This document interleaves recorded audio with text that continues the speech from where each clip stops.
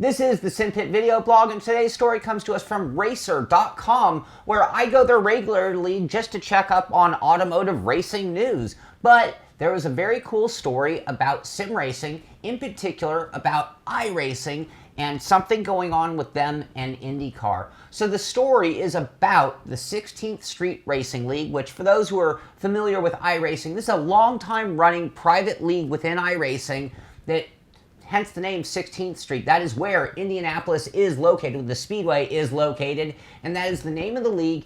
And most of the people within the league have some kind of affiliation with a group of people within IndyCar. And that's sort of been the draw or the aura or the mystique behind that league for many, many years.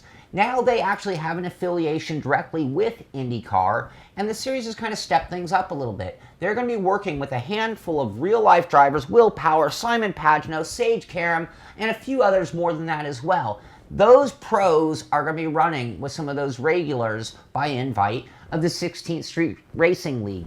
Now, the reason I'm telling you this isn't because all of us can run out and run in that league. I am telling you because they will be televised at IndyCar.com, and that's very special. The first event actually happened yesterday, so I'm a little late on the news. Sorry about that, but they will keep coming. I'll put the schedule, and I'll put the link to the article at Racer to give them full credit at the Simpit with this video.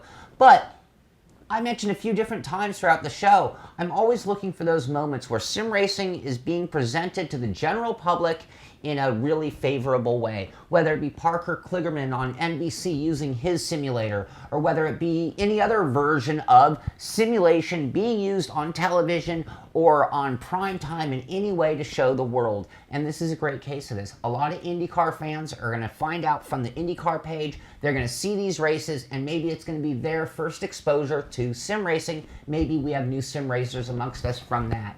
When you think of the people who read Racer.com, they're not necessarily sim racers. That article could be the first exposure, and they're thinking, oh wow, Power, Pagenaud, Karam, these guys sim race. Maybe it's gotten a lot more sophisticated than I think it is. Maybe I should try it out. And speaking of sophistication, Sage Karam, actually there's a quote in this article where he talks about sim racing for him coming a long way, where it started out with him on a lawn chair with a wheel clamped to the kitchen table. All of us have been there, done that, but he's talked about how it's progressed, and his whole setup has become a lot more sophisticated, probably like you, a lot like me as well. So very cool story. Again, I will have the full link with this article at thesimpit.com so you can see it. I'll have a link to where you'll be able to see those races. They are going to be cool races. It's going to be great seeing some of the better IndyCar sim racers going against the real life IndyCar racers out on the track in our world. So we'll have to see how those real pros hang against us.